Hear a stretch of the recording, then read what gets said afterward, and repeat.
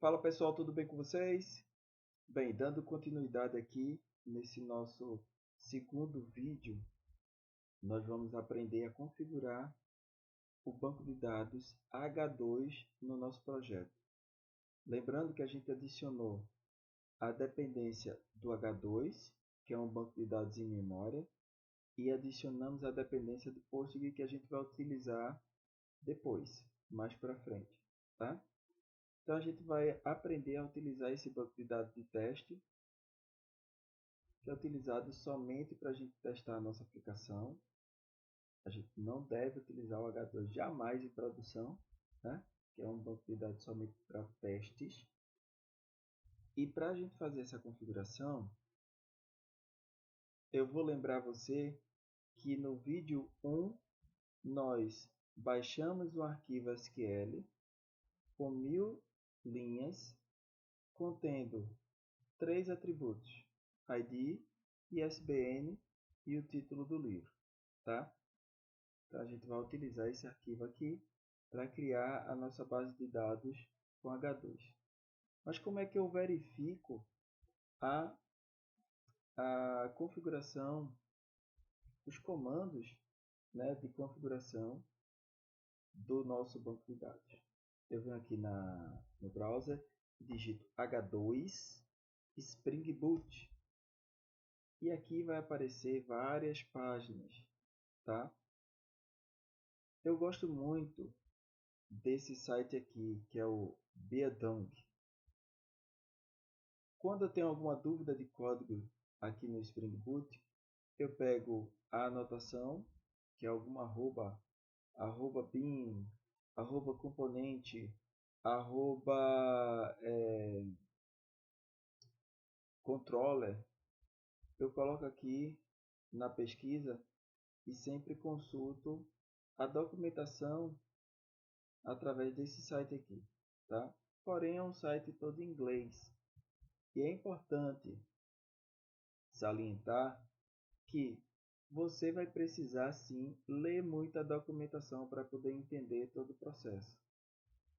Não tem como a gente somente ficar aqui reproduzindo algo que já está funcionando, né, sem ler a documentação para você entender de fato o que cada linha de código está fazendo dentro do projeto. Tranquilo? Então aqui nós vamos seguindo a orientação da própria página. O primeiro ponto que eu tenho que fazer aqui é colocar as dependências no meu projeto.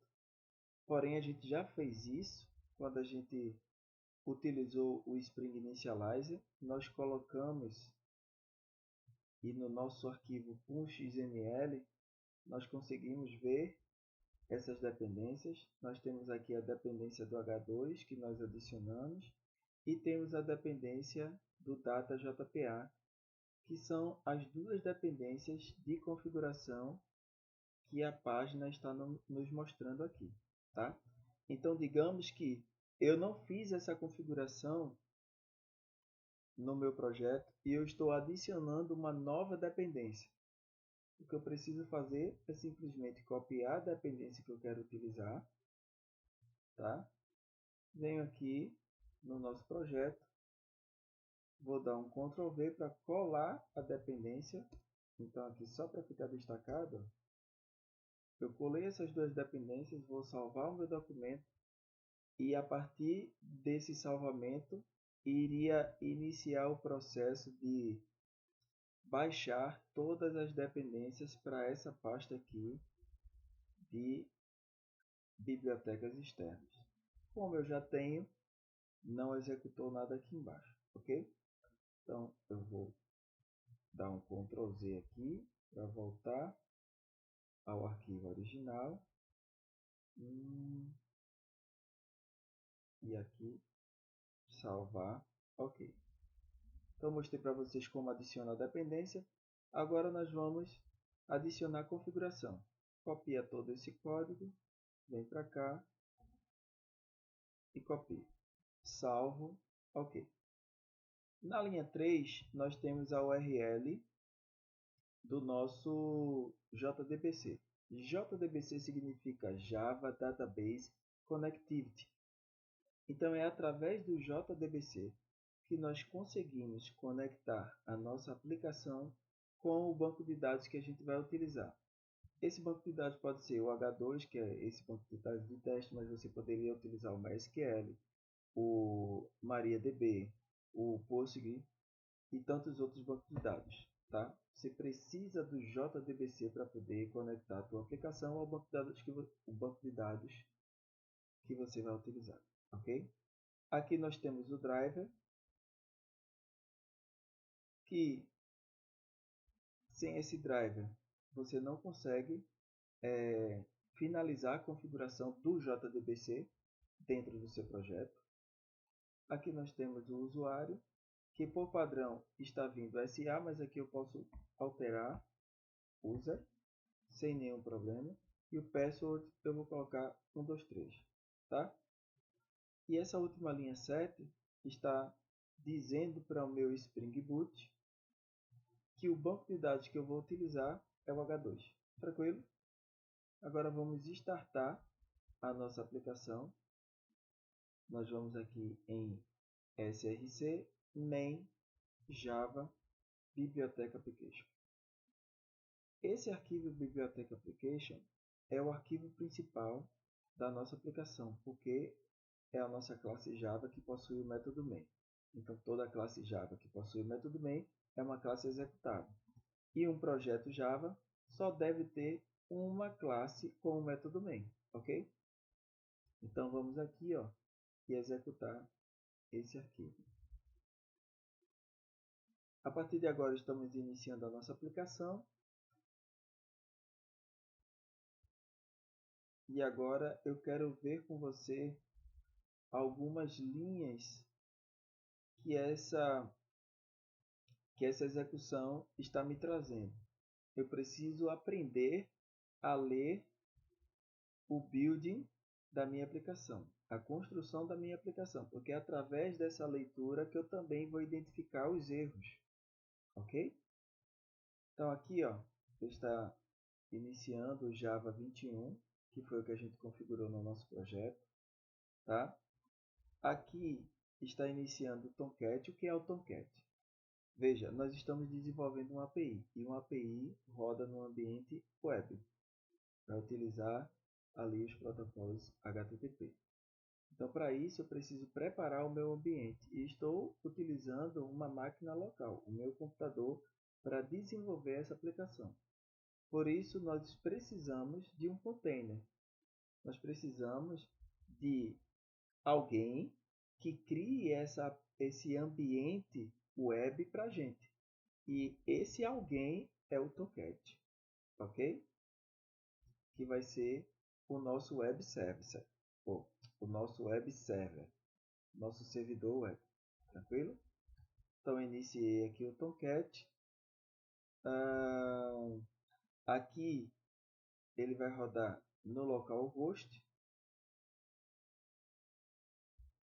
na porta 8080. Aqui embaixo eu estou iniciando o H2, a URL, o nome do usuário, e aqui vai ser o local de acesso do meu banco de dados, que é o /h2-console. Então eu vou acessar localhost porta 8080 /h2-console, tá? Então vamos executar aqui localhost 8080 h2-console.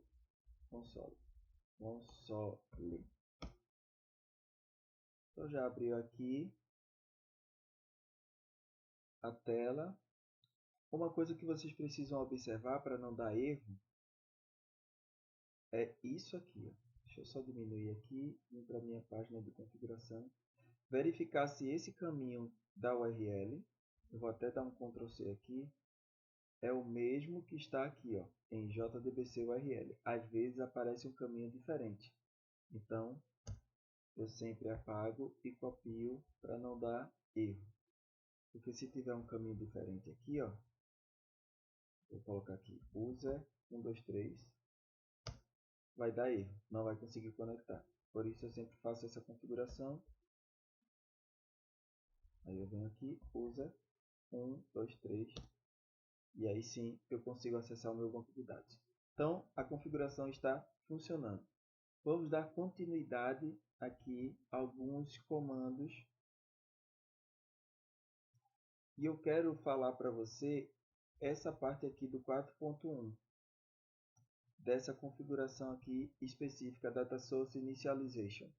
Deixa eu só traduzir para você entender o que acontece aqui nesse item 4.1.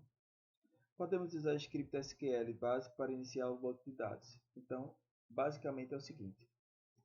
Se dentro da nossa aplicação, na pasta Resource, houver um arquivo chamado data.sql, na hora que eu startar o meu projeto aqui, ele vai executar esse arquivo SQL e vai criar o meu banco de dados lá. Vamos tentar fazer isso? Lembrando que na aula 1, no vídeo 1, nós já tínhamos baixado o nosso arquivo SQL. Então eu vou colocar dentro da minha pasta do projeto, biblioteca, src, main, resource, vou jogar aqui dentro. Porém eu preciso renomear para data. Ele já está na extensão SQL e vou executar novamente a minha aplicação.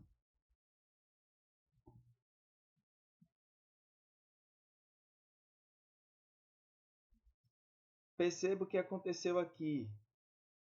Aconteceu um erro. Olha só. Ele tentou executar. Está dando aqui que está dando um erro. Mas que erro é esse? Vamos tentar verificar aqui. Logo nessa primeira linha. Aqui, ó. Falha da execução do script SQL. Vamos ver se ele diz mais alguma coisa. Aqui, ó. Ele apareceu aqui. Insert into, que é para inserir na tabela TB livro, nos campos ID, ISBN, título, os valores. Ok. Vamos abrir esse arquivo SQL para ver o que tem dentro. Aqui eu tenho os registros, né? São 1000 registros. Porém, eu não tenho o comando principal, que é de criar a minha tabela. A tabela não existe. Por quê? Porque da forma que eu baixei aqui, eu não selecionei para ele incluir o comando create table. Então, mais uma vez, gente, vocês precisam aprender a ler aqui o terminal de erro. Cadê? Aqui. Vocês precisam ler o terminal de erro. Está dando erro? Tenta verificar o que é que a própria aplicação está me dizendo sobre aquele erro. Mesmo estando tudo em inglês, a gente consegue verificar algumas coisas, tá? Então, o que é que a gente vai fazer para solucionar esse erro? Eu vou selecionar aqui o Create Table, vou gerar novamente o arquivo, tá? Venho aqui em Download, vou copiar esse arquivo para dentro da minha pasta Resource,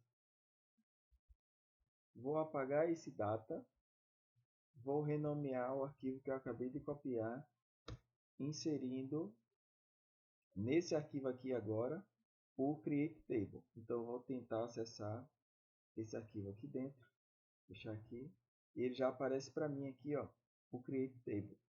Vamos agora executar a nossa aplicação. Executar.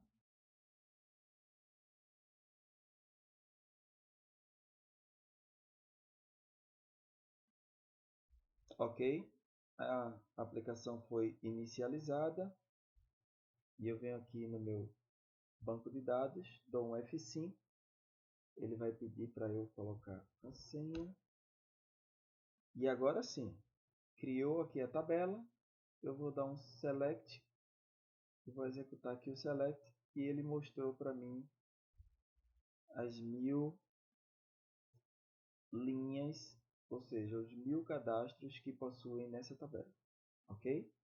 Beleza? Então o nosso banco de dados está configurado.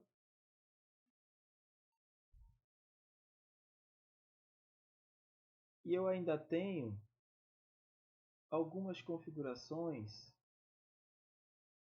por exemplo, aqui embaixo, essa linha aqui, para a gente finalizar. O que é que essa linha faz? Ela permite que eu altere o caminho do meu banco de dados. Então, eu vou colocar aqui somente o /H2. Vou executar novamente a minha aplicação.